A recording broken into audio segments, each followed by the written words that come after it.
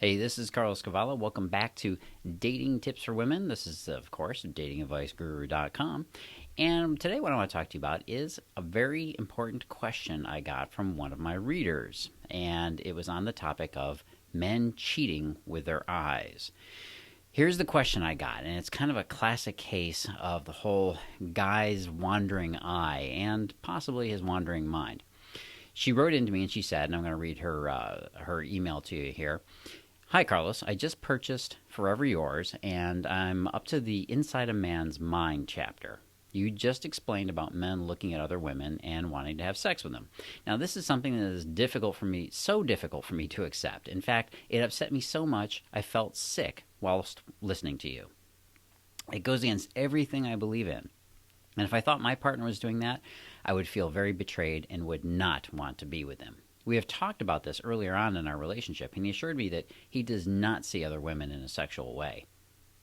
He can appreciate a woman's beauty, but not to that extent. Are you saying he's not telling the truth? Or can there be different degrees to this? Thanks for helping me, as this is something I can't get my head wrapped around. Well, okay. First of all, Jay, and that's how I'm going to refer to you, that Jay, this could be a very difficult response for you to listen to and for you to hear. In fact, my wife even told me that I should sweep this under the rug because it could be a little too controversial. You see, I know I'm going to get a lot of hate mail on this one, but you know what? In this day and age where some of the most atrocious stuff is going on in the world and we turn a blind eye to it, I have to speak my mind, even if my voice shakes. So please understand that I'm not trying to be cruel or hurtful. I only want to be compassionate. However, as the saying goes, I'd rather be slapped with the truth than kissed with a lie. So beware. Listen on at your own risk. First, finish the Forever Yours program. Jay, you hit a speed bump and then you just slammed on the brakes. The answers you seek lie further into the program. Now, I'm sorry, Jay, I can't delude you or coddle you on this topic. I made up my mind that when I started this work, I couldn't lie or sugarcoat things. Men have sexual fantasies about women all the time. Now, truth be told, so do women, okay? For other women and for other men, just not quite as often. And they're actually more erotic in nature than anything else, not as vividly sexual. So let's not get going on the whole judge men as bad bandwagon, okay? Because this happens quite a bit. And I find it hard to believe that you've not encountered this fact before, actually. I do want to clarify that I didn't in the program state that men see other women and then make up their mind they're going to try and sleep with them. That's not what I was explaining at all, and that's actually not necessarily true. A man sees a woman, and if he finds her sexually attractive, he'll think about what it might be like to be intimate with her. And there's nothing wrong with that whatsoever. Let me be very clear about that. This desire that he feels encourages him to seek out interaction with a woman and engage in, shall we call them, primitive mating rituals like dates and Starbucks coffee for two. Now, if he's in a relationship, it doesn't mean he'll act on it at all. 99.99999% of these thoughts go absolutely nowhere, all right? Today's media and culture loves to shame men for their perfectly natural sexual response, however.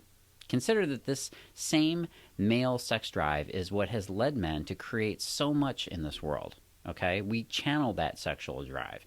In the words of the renowned feminist Camille Paglia, if civilization had been left in female hands, she wrote, we would still be living in grass huts. And that's from a Wall Street Journal article and an interview on why ignoring the biological differences between men and women actually risks undermining Western civilization. Yeah, it's a pretty big and heady topic. Look, if a man thinks about sex with another woman, he's not cheating. Sorry, false dating gurus. Is a person who thinks about smacking their kid upside the head when they act like a brat a child abuser? Nope. Been there and done that, and I've never hit my kids, ever, okay? If a person thinks about how great it would be to scoop all those diamonds out of the display cabinet into their pocket or purse, does that make them a thief? Nope. And don't you ever tell me that you've never had dark and devious thoughts of your own. We all do. Many that are actually much worse than the ones I just gave you, right? You think some pretty dark stuff in there. So should a man be defined in any way by what he thinks during his weak moments? No, he shouldn't. You know what matters and has always mattered? His actions. actions. Always look at a man's actions. Okay? Women get really caught up in what men are thinking and interpreting his thinking as a way that they can predict the stability of a relationship. That's why women are so focused on what guys are thinking. But it's not a good strategy, as you might have figured out from time to time. In fact, women who obsess over what he's thinking about tend to create self-fulfilling prophecies. It's the woman who couldn't care less, who's out there living a fully enabled life that men are chasing like mad rabbits. And ultimately, just because a man starts his interest for a woman in a different place doesn't mean we don't wind up in the same place, which is love. So here comes the tough part, Jay, and I'm going to try and be gentle here. Holy shnikes, Carlos. There's more? I need to go to my safe healing space. I know. Hang in there, okay? Jay, you said your boyfriend said, he assured me that he does not see other women in a sexual way. He can appreciate a woman's beauty, but not to that extent. Well, he's kind of full of poopy. He's saying what he knows you need to hear. He's trying to be nice to you, Jay, because number one, your rigid judgment on this topic has already made him scared of reprisal and further shaming, right? And number two, because society today makes being a man a very uncool thing. Yeah, don't buy into these myths of male privilege or any other conceit here. There's no conspiracy. There's just average guys trying to make our way day by day, 98% of whom are not rich white dudes. They wouldn't let me into their club anyways. I don't know why. I keep calling. They don't return my calls. And number three, because, yeah, he's told you this because he still wants to get more sex from you. Hate to say it, but it's probably not just a blind biological need with you, Jay, either. It's because he probably loves you to death. You see, men hate having to disappoint women in any way. And I cover this in many of my programs. But even if you confronted him with what I said, he'd probably still stick to his guns. Hell, he might even believe it by now. It sounds good, right? It sounds politically correct, which is why so many men now keep silent and simply spout the party line, right? We have to say whatever sounds politically correct, whatever sounds enabling for women. We can't say anything that might point out the fact that men and women are actually very different people with different strengths, okay? And we don't want to be labeled misogynist pigs. This is not a joke, by the way. The social pressure for guys is very real in this respect. We are really cornered when it comes to how we express ourselves. And right now, we're keeping very silent because it's just not cool. And you have to understand that men and women have different interpretations of the word beauty as well, right? A man thinks of beautiful as being she's attractive physically, not just her face, the boobs, the butt, and all of that. You see, what your boyfriend said to you wasn't entirely wrong, but his meaning did not match your desired interpretation. You needed it to mean something, right? Just between you and me, Jay, it sounds like you have too much need to interpret what he says in a certain way. And you have this need to avoid a conflict between you and him and the other ideas that you might have rolling around in your head. And that's just not a good recipe for a relationship. I'm just saying. But if you doubt what I say, please go ahead, seek further validation. Go ask a guy who you don't have a sexual connection with. Go ask a guy who won't feel any pressure to meet your expectations. Go ask a guy that you know will tell you the straight truth. Right now, most people are thinking, no way, dude, I can't take that kind of truth. Don't ask some wussy dude either. Ask a real man. Go ahead. Send a copy of this video over to him and ask him. He'll agree, probably by nodding silently with a little bit of a, you got me, grin, okay? Men see women sexually, and we see them also as people. It's at the same time. It's not like one thing or the other. It just so happens that biology has dictated that this particular arrangement was the most beneficial to the furthering of our species. Yes, that's science talk for we knew that getting it on was the way to make sure that little people like us got made, right? And since a man usually, yes, even in this day and age, he still initiates the interaction, right? Men still typically start up the interaction. We're the ones who approach. We're the ones who ask for the date. We're the ones who make that happen. Well, a guy has to feel a very overwhelming desire in order to do that. What do you think it is that fuels that desire?